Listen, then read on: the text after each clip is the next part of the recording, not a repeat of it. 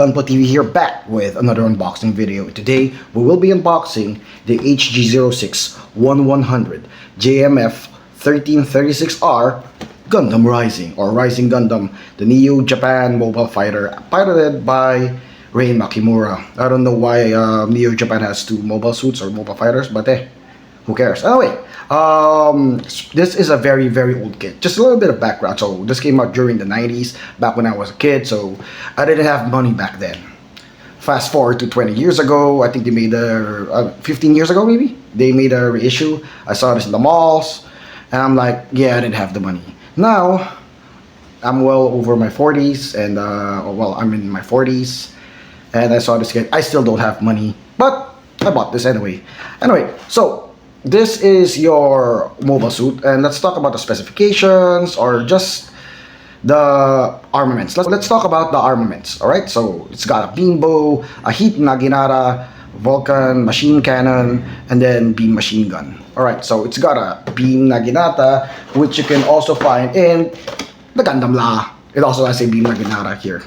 Anyway, all right. Illustrated by Yuji Kaida, and the Gundam design was done by a certain Kunio Okawara. This is your machine specifications on the side. This is your top and bottom side. As you can see, this was bought there. And on the other side, you can see the gimmicks, right? So on this side, you will see the Rising Gundam with the beam naginata, beam rifle, and the beam bow.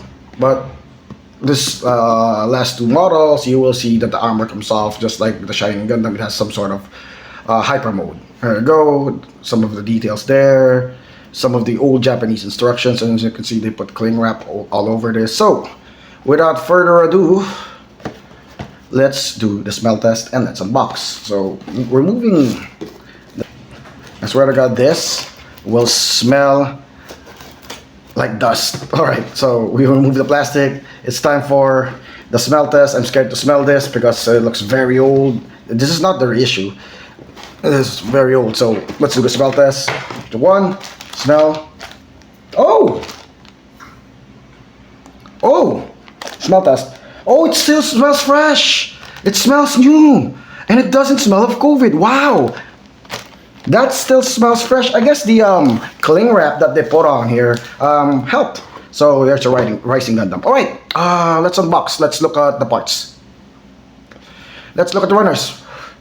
Over here, you will see the stickers. That's a lot of stickers because it's an old kit. And then you'll see the shoulder parts on runner F, the shield parts, some other shoulder parts there. You'll see the back of the armored skirt, the front of the armored skirt, parts for the hands, the head, the face shield as well. That's two runners, so that's runner F and runner C.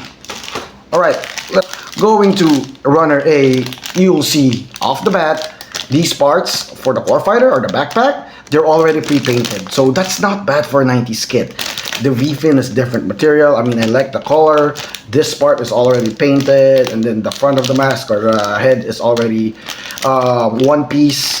And then there's already color separation here, the red and the blue. Wow, you don't need to paint this kit. Wow. Not bad for an old kit, a 1100 HG06 Gundam Rising kit. Alright, wow, I am impressed. Wow. Alright, let's look at this runner. This is your runner for your, this is runner G, and it's for your beam rifle, your beam bow. This is actually the blade for, and this is actually your beam naginata. I don't know if you guys can see it, but look, it's one piece, it's all colored blue. We'll have to recolor that very easy. I mean, you can separate the colors very easily. But yeah, those are your weapon parts. And behind it, you will see runner E. Runner E contains parts for your figure, parts for the chest, parts for the waist, the hands, and the elbows. Yeah, that looks good. I mean, not bad for a 90s kit. Alright, parts for the shoulder. This is runner D1, and these are the parts for your shoulder where you're gonna put sticker, but I'm not gonna put sticker. I'm gonna paint this gold. For the legs, shoulder, for the feet, and then for the feet as well. That's runner D1. Behind it, you will see 1, 2, 3, 4 parts for runner D4. These are your beam saber effect parts or beam saber parts. This is for your core fighter, and your eyes are already green. Again, no need to put stickers. I'm impressed. And this is your chest piece. Wow, so there's no need to put stickers on the face. That's good. Even if it's an old kit, I am impressed. I am really happy with this. It's a good trade. It's a good buy. Now, finally, we get to the last runner, which contains the leg parts and all the other parts for the back and the skirt. And then your PC parts right here. Look at that. Look at that. Let's get to the manual. So let's bring it all back inside. I like these parts. I like the effect parts. I like the fact that the eyes, the biggest surprise for me today is Runner A. I mean, just look at that. Wow. Look at that. Wow. Look at that. Sorry, pre-painted. It's nice. The V-fin is nice as well. Alright. Right here, it says Bandai Rising Gundam 1/100 scale. It's HG and it's Bandai 1994, made in Japan. Wow, I'm glad I waited. Alright, so let's open this up to see some of the lore. You can see Rising Gundam versus Master Gundam here. You can use Google Lens to translate if you want more of that story. And then it's got for the modeler's front view and this thing. So it's gonna show you 2 ways to build it.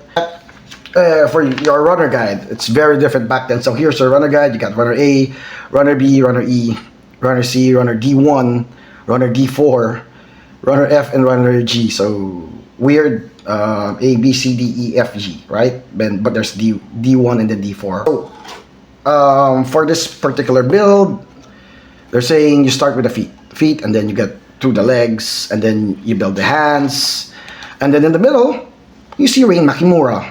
Alright, this is your Gundam Rising or Rising Gundam. This is how it would look like once it's built. Yeah, I'm not gonna use the stickers for this baby. I'm gonna paint this. Mobility mode and a little bit of explanation on how to assemble it a certain way. What's this? Oh, and then to continue, this will be the parts for your hands, shoulders, beam bow, and then the whole construction of your whole arm right there. And then your right arm, I'm assuming this is the right arm, this is the left arm. And then the chest part. Then over here, you'll see the armored skirt. How to construct the head. Of course, the nice core fighter. And then how to put it together as one mecha or one Gundam. And then there you have it. And there's something that says for customers in Japan only. I don't know what this means. Again, we can use Google Lens to find out.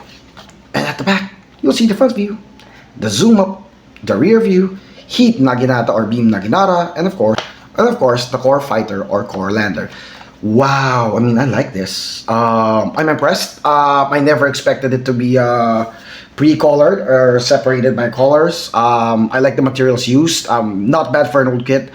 I guess I learned something new today. Using cling wrap actually preserves the flavor of your Gundam model kits. So from now on, when I buy my Gunpla kits, I will wrap it using cling wrap. Awesome. Alright, time for the big question. How much did I buy it for? I think I bought it for like 1,200 peso of some dude on Facebook because he has it. I don't, the malls, I mean, they don't have it, but yeah, 1,200 peso. I mean, is it worth it? Yeah. I waited a long time for this. It's worth the money, and come on, it's pre-colored, it's pre-separated, it's got lots of weapons. I'm not sure about the opposability because it's an old kit, but yeah, I think that it's worth the money. So if you guys are fans of Mobile Fighter G Gundam, get your hands on this kit and see for yourself. That's it for my unboxing video, and until then, goodbye, stay Bandai!